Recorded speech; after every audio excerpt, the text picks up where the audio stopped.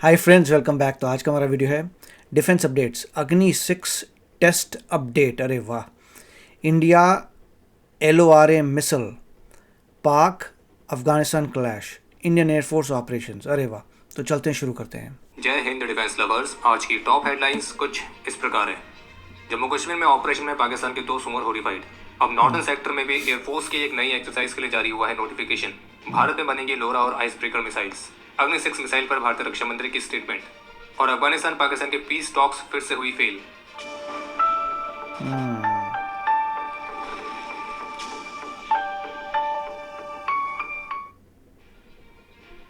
कल 7 नवंबर को जम्मू कश्मीर के कुपवाड़ा में स्पेसिफिक इंटेलिजेंस इनपुट्स के आधार पर एक जॉइंट ऑपरेशन लॉन्च किया गया था और इस क्षेत्र में आतंकी द्वारा घुसपैठ करने के प्रयासों के इनपुट्स मिले थे। और अभी जिस समय हमें वीडियो रिकॉर्ड कर रहे हैं तब तक आई रिपोर्ट्स के मुताबिक इसी ऑपरेशन में भारत की फोर्सेस ने पाकिस्तान द्वारा स्पॉन्सर्ड 2 सुमरों को सफलतापूर्वक हॉरिफाइड कर दिया है और फिलहाल अभी भी ये ऑपरेशन जारी है और पूरे एरिया को सर्च किया जा रहा है। तो इस पर जो भी अपडेट्स रहेंगे हमारे डिफेंस अपडेट से आपको उसकी जानकारी मिल जाएगी। और कपड़ों से पता लग रहा है कि काफ़ी ठंडी जगह थी। क्विक अपडेट्स के लिए आप हमारे ऑफिशियल टेलीग्राम चैनल से जुड़ सकते हैं। वहीं इसके अलावा एक अपडेट यह है कि भारत की जो ट्राई सर्विस मिलिट्री एक्सरसाइज त्रिशूल है तो वो भारत के वेस्टर्न सेक्टर और अरेबियन सी में फुल स्विंग में चल रही है और राजस्थान, गुजरात, अरेबियन सी इस पूरे सेक्टर पर इंडियन मिलिट्री के जो अलग अलग एलिमेंट्स हैं वो इस ड्रिल का मुख्य रूप से हिस्सा बने हैं। इसी के तहत जो कच्छ सेक्टर में एक्सरसाइज चल रही है जिसमें army, navy, air force, coast guard और BSF शामिल है, तो उन्होंने सिविल एडमिनिस्ट्रेशन के साथ क्लोज कोऑर्डिनेशन में इंटीग्रेटेड ऑपरेशनल कैपेबिलिटी की रिहर्सल करी है जो कि राष्ट्र सुरक्षा के लिए भारत की मिलिट्री सिविल फ्यूजन अप्रोच को दर्शाता है। वहीं राजस्थान सेक्टर में आर्मी की जो सदर्न कमांड के फॉर्मेशंस हैं वो इंटीग्रेटेड मनोवर्स को कंडक्ट कर रही हैं जिसमें रियलिस्टिक कंडीशंस में combined arms operations, mobility, joint fire integrations, इन सभी को वैलिडेट किया गया है। इसी एक्सरसाइज से आप सीखते हैं how to fight in war. और वहीं दूसरी तरफ जो ईस्टर्न सेक्टर है तो वो भी काफी ज्यादा व्यस्त चल रहा है जहाँ पे आर्मी ने अरुणाचल प्रदेश के फॉरवर्ड एरियाज में संयुक्त रूप से एरियल ऑपरेशंस को कंडक्ट किया है और इसी के तहत इन्फेंट्री फॉर्मेशन के साथ आर्मी के अटैक हेलीकॉप्टर्स ने कुछ इंटेंसिव जॉइंट फ्लाइंग ऑपरेशंस भी कंडक्ट किए। इसी तरह से 12 से 14 नवंबर तक के लिए नॉर्दर्न सेक्टर में भारतीय वायुसेना की एक्सरसाइज के लिए भी एक नया नोटिफिकेशन जारी किया गया है और जबकि इससे पहले एयरफोर्स की एक्सरसाइज के लिए ही नॉर्थ ईस्टर्न रीजन में भी कुछ और नोटिफिकेशंस जारी किए गए थे जो कि 13 से 20 नवंबर तक के लिए। वहीं इसी के साथ एक अपडेट ये भी सामने आया है जिसमें भारतीय सेना की तरफ से कंफर्म किया गया कि वे 10 नवंबर 2025 से श्रीलंकन आर्मी के साथ जॉइंट मिलिट्री एक्सरसाइज मित्र शक्ति के 11वें एडिशन को आयोजित करने के लिए तैयार है। और ये जो मित्र शक्ति का 11वां एडिशन है ये कर्नाटका के फॉरेन ट्रेनिंग नोड में कंडक्ट किया जाएगा जिसमें दोनों देशों की आर्मीज अर्बन और सेमी अर्बन टेरेन में जॉइंट ऑपरेशंस को कंडक्ट करेंगी। अभी हाल ही में नेटवर्क 18 ग्रुप के फर्स्ट पोस्ट ने भारतीय रक्षा मंत्री श्री राजनाथ सिंह के साथ एक्सक्लूसिव इंटरव्यू कंडक्ट किया था और इसी इंटरव्यू में डिफेंस सेक्टर को लेकर भारतीय रक्षा मंत्री की तरफ से कुछ महत्वपूर्ण स्टेटमेंट्स भी देखने को मिली। जैसे कि जब उनसे प्रेसिडेंट ट्रम्प के उस दावे पर प्रश्न पूछा गया जिसमें उन्होंने कहा था कि जो पाकिस्तान है वो सक्रिय रूप से न्यूक्लियर टेस्टिंग में शामिल है और प्रेसिडेंट ट्रम्प ने पाकिस्तान के साथ रशिया और चाइना का नाम भी लिया था, तो क्या ऐसा संभव है कि अमेरिका भी ऐसा कुछ कर सकता है और ऐसे में भारत क्या करेगा, क्या वो भी न्यूक्लियर टेस्टिंग करेगा या नहीं। तो इसके उत्तर में भारतीय रक्षा मंत्री का कहना था कि अमेरिका चाहे तो वो न्यूक्लियर टेस्टिंग कर सकता है और रही बात यह कि भारत क्या करेगा तो ये तो भविष्य ही बताएगा। हर कोई जो चाहे कर सकता है, मैं इस पर कुछ नहीं कहना चाहता। चाहे पाकिस्तान हो, अमेरिका हो, वो जो चाहे कर सकते हैं। भारत किसी दबाव या डर में आकर कोई कदम नहीं उठाएगा और भारत वही कदम उठाएगा जो उसे अपने हित में जरूरी लगेगा, सही समय पर सही कदम। इसी इंटरव्यू में उन्होंने उस प्रश्न का उत्तर भी दिया जिसमें उनसे पूछा गया था कि ऑपरेशन सिंदूर को लेकर कुछ का ये मानना था कि भारत ने इसे बहुत ही जल्दी रोक दिया और वो लोग चाहते थे कि भारत पाकिस्तान को और सबक सिखाए।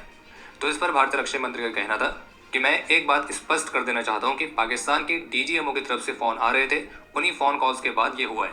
हम युद्ध प्रेमी नहीं हैं। कुछ लोग ऐसे होते हैं जो युद्ध और टकराव चाहते हैं लेकिन भारत ऐसा कभी नहीं चाहता है।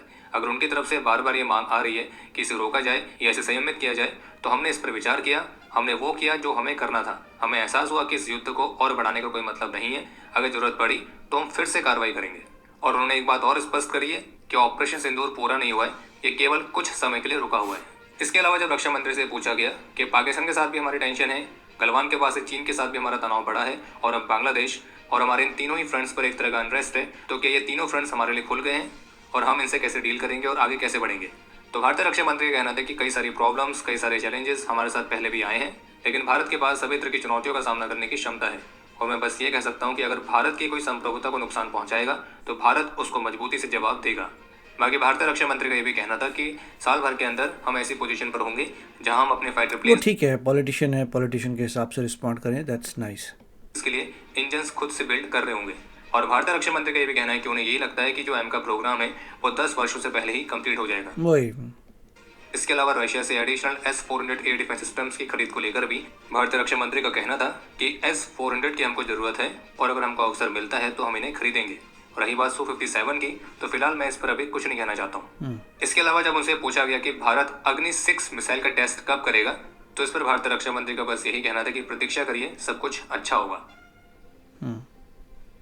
जम्मू ठीक कश्मीर है, ऑफ कोर्स वो बताएंगे क्यों भैया, लीक थोड़ा ना करना है अपनी न्यूज़। मगर चल रहा है, यस 3 जगह फ्रंट खुल गई, नो बिग डील कह रहे हैं, सब सॉल्व हो सकता है, तो सब कामनेस है, सब बढ़िया हो जाएगा, बस ये सब कह रहे हैं। ठीक है, श्योर।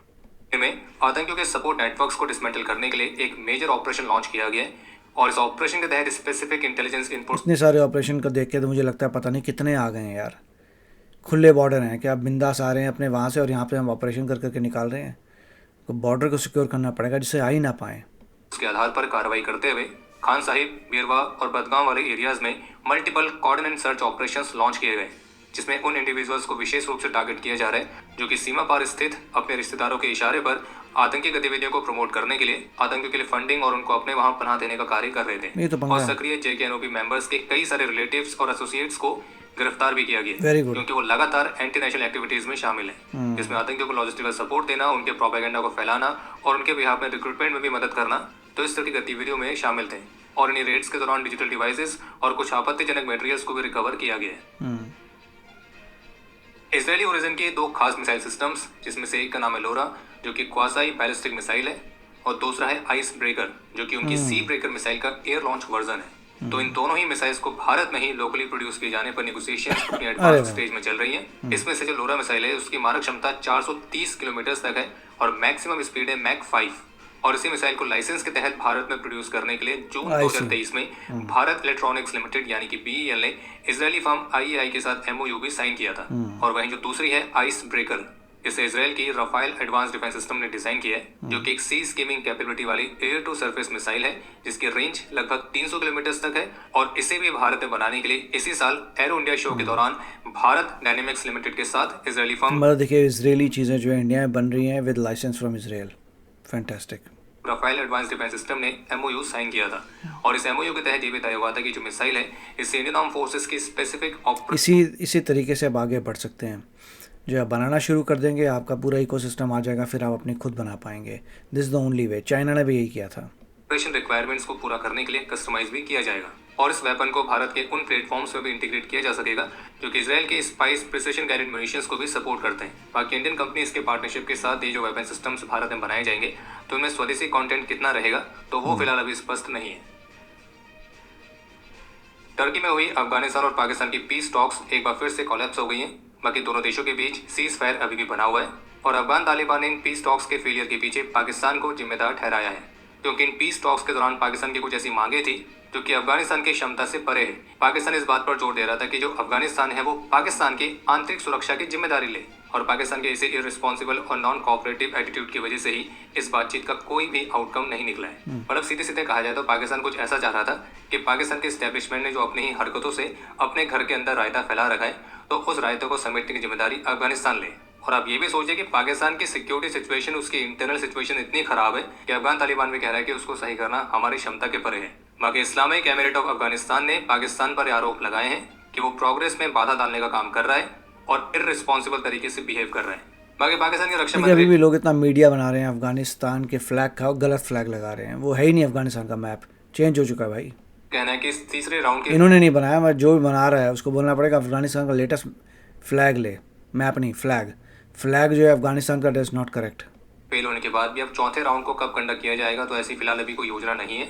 और वहीं दूसरी तरफ अफगान तालिबान के ऑफिशियल की तरफ से पाकिस्तानी ऑफिशियल्स को एक वार्निंग भी दी गई है कि अफगानियों के पेशेंस को टेस्ट ना करो और साथ में चेतावनी भी दी है कि अपने देश के टेक्नोलॉजी पर अत्यधिक नहीं, अफगानिस्तान में दम नहीं है। देखिए militarily they can't do much. हाँ, छोटा मोटा अटैक कर सकते हैं, नॉट मच।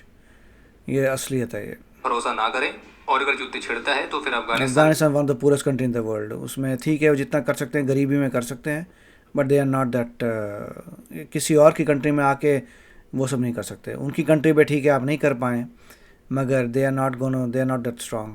कि बुजुर्ग और युवा दोनों ही लड़ने के लिए उठ खड़े होंगे। बाकी टीटीपी और पाकिस्तान के बीच जो प्रॉब्लम है वो अभी से नहीं है, और ना ही वो तब बढ़ी थी जब इस्लामिक एमिरेट्स पावर में आया था, बल्कि वो 2002 से ही एग्जिस्ट करती है। तो इसलिए पाकिस्तान जो बार बार टीटीपी की हरकतों के लिए अफगान तालिबान को ब्लेम कर रहे हैं, तो उन ब्लेम का भी कोई मतलब नहीं बनता है। वहीं एक और अपडेट सामने आया है कि भारत के ऑपरेशन सिंदूर से सबक लेते हुए अब पाकिस्तान भी यूनिफाइड कमांड को स्थापित करने के प्रयासों पर काम कर रहा है, और इसी प्रयास के हिस्से के तौर पर पाकिस्तान एक नया संशोधन लाया है जिसमें चीफ ऑफ डिफेंस फोर्सेस की एक नई पोस्ट क्रिएट की जाएगी, जो कि पाकिस्तान आर्म फोर्सेस की तीनों सर्विसेज के बीच एक यूनिफाइड कमांड और कोऑर्डिनेशन को सुनिश्चित करेगा। और ऐसा लग रहा है कि आसिम मुनीर अपने रिटायरमेंट की तैयारी कर रहे हैं, क्योंकि आपको क्या लगता है कि जो चीफ ऑफ डिफेंस फोर्स होगा ये कौन बनने वाला है? बहुत कुछ चल रहा है, अमेजिंग टू सी कितनी एक्टिविटी हो रही है डिफेंस के क्षेत्र में। ऑब्वियसली डिफेंस इस सबसे इंपॉर्टेंट तो डिफेंस ही है, डिफेंस नहीं है तो कंट्री नहीं है।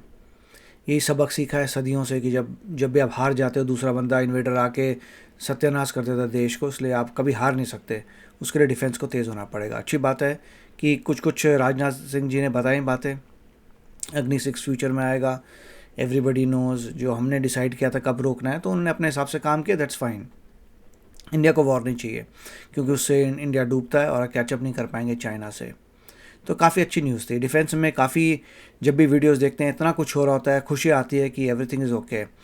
पाकिस्तान वर्सेस अफगानिस्तान में उनकी प्रॉब्लम है, I don't think anything good is going to occur from that, but ये है कि इंडिया को जो है प्रोडक्शन अपनी इंक्रीज़ करनी है। इजराइल की चीज़ें प्रोड्यूस कर रहे हैं, उससे फ़र्क पड़ेगा, इकोसिस्टम आएगा, और होपफुली हमारी जो है मैन्युफैक्चरिंग इम्प्रूव होगी, जिससे हमें किसी पे डिपेंड ना होना पड़े।